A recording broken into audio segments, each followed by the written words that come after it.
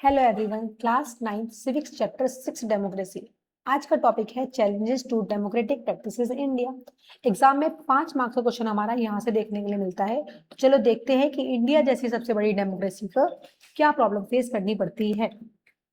Challenges में हम देखते हैं कि डेमोक्रेसी रिक्वायर्स कांस्टेंट केयर। अगर हम बात करते हैं कि डेमोक्रेसी, हमने बोला डेमोक्रेसी बन तो गई है, लेकिन हमें क्या है कि डेमोक्रेसी को हमें क्या देखने पड़ता है कि उसके अंदर बहुत सारे हमें कांस्टेंट केयर करने की जरूरत पड़ती है।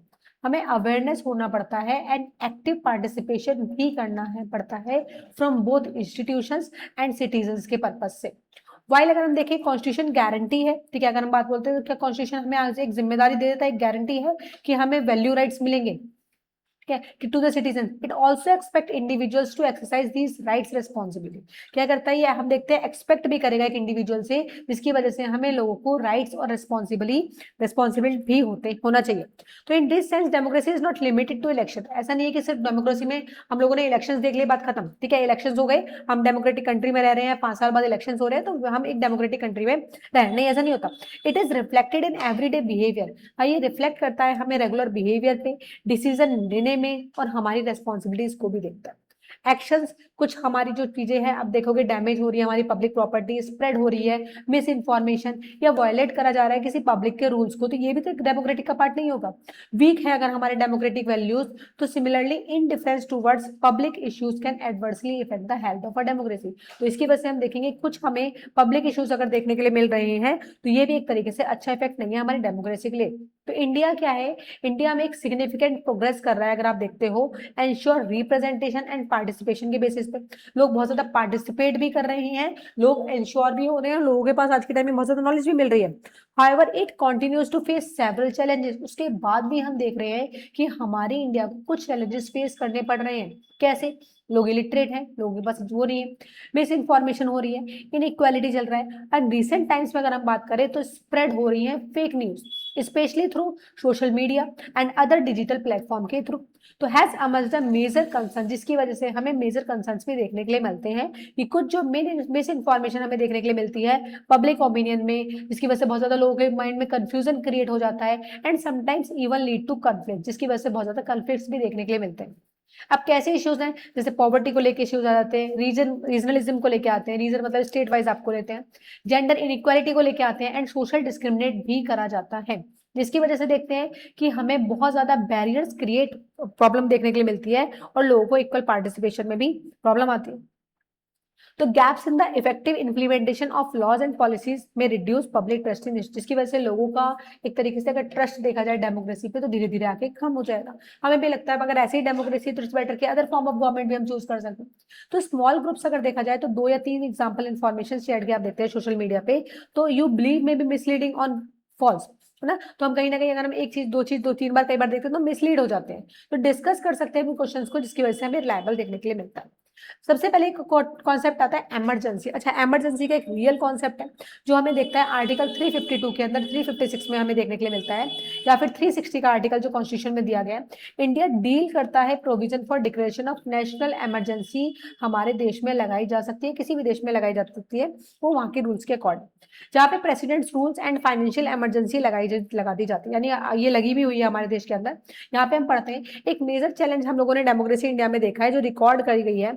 इमरजेंसी इंपोज हुई थी 1975 से लेकर 1976 के बीच में, इसमें आप चेक भी कर सकते हो, ठीक है, आप यूट्यूब वगैरह पे सर्च करना। इमरजेंसी लगी थी उस टाइम पे 1970s में, जहां पे लोगों का डिससेटिस्फेक्शन देखने के लिए मिला गवर्नमेंट के साथ में, बाय बाय उस टाइम पे इंदिरा गांधी जी हुआ करती थी हमारे PM. Was growing rising unemployment, जिसकी वजह से बहुत ज्यादा हमें एम्प्लॉयमेंट देखने के लिए मिला, इन्फ्लेशन देखने के लिए मिला, और एलिगेशंस भी लगाए गए थे मिस गवर्नेंस पे, टू वाइड स्प्रेड प्रोटेस्ट भी देखने के लिए मिले। तो जून 1975 में एक नेशनल इमरजेंसी उन्होंने लगा दी थी, इंपोज कर दी थी on the ground of internal disturbance, जिसकी वजह से पूरे देश में इंटरनल डिस्टर्बेंस देखने के लिए मिले। During this period a majority of fundamental rights were suspended, जिसकी वजह से जो लोगों के फंडामेंटल राइट्स हैं, हमारे तब 7 राइट्स है, आज हमारे 6 राइट्स हैं फंडामेंटल राइट, उसको भी सस्पेंड कर दिया गया था। द प्रेस वॉज सेंशर्ड, ठीक है, प्रेस को भी कंट्रोल कर दिया गया था, और बहुत सारे पॉलिटिकल लीडर्स जो थे या एक्टिविस्ट थे उस टाइम पे, उनको अरेस्ट भी कर लिया गया था। डेमोक्रेटिक इंस्टीट्यूशन जो उस टाइम पे देखने के लिए अंडर सेवर स्ट्रेन्स, काफी ज्यादा प्रॉब्लम्स देखने के लिए मिली। सिटीजन की जो फ्रीडम थी उनको भी रेस्ट्रिक्ट कर दिया गया। Mass movements led by Jayaprakash Narayan जो थे एक political leader and socialist thinker, popularly as Lok Nayak, जिन्होंने मोबिलाइज करा स्टूडेंट्स को एंड सिटीजन्स को, स्पेशली बिहार एंड गुजरात के साथ में। तो जो इमरजेंसी आई थी, कब आई थी आपकी 1977 में, एंड जनरल इलेक्शंस भी उस टाइम पे हुआ करते थे, allowing people to express their will through the ballot. ठीक है, तो उनको बोला, लोगों को अलाउ करा गया था कि वो अपनी बातों को थ्रू जो बैलेट होते थे इलेक्शंस के थ्रू, उसकी वजह से अपनी बातों को बोल सकते हैं। The defeat of the ruling government demonstrated the strength of Indian democracy and highlighted the importance of constitutional safeguard. और उसके बाद ये देखा गया कि इन चीजों को हाईलाइट करा गया, तो कॉन्स्टिट्यूशन के जो चीजों को सेफगार्ड करा गया। सिविक लिबर्टीज क्या होती है, सिविक रेस्पॉन्सिबिलिटीज वो होती है जहां पे हमारे रेस्पेक्ट करते हैं हम अदर के, दूसरों के राइट्स को भी, यूजिंग हम सोशल मीडिया की रेस्पॉन्सिबिलिटीज को भी देखते हैं, हम लॉज वगैरह को या रूल्स वगैरह को हम अवॉइड नहीं कर सकते, अप्रिशिएट करते हैं हम कंट्रीज की जो डाइवर्सिटी है, यानी हम सब लोग साथ में रह रहे हैं और पार्टिसिपेट कर रहे हैं एक्टिविटीज दैट, इसकी वजह से हमारी स्ट्रेंथ है, हमारी यूनिटी है। एंड एक्टिव सिटीजन ने पार्टिसिपेशन भी किया, प्रोटेक्ट करा हमारे डेमोक्रेटिक वैल्यूज को। तो ये सब चीजें जो हाईलाइट हुई, both the vulnerabilities and resilience of democratic institution India, यानी कुछ ऐसी कैटेगरीज है जिनको भी यहाँ पे इन्वॉल्व करा गया। Now next is the democracy and you.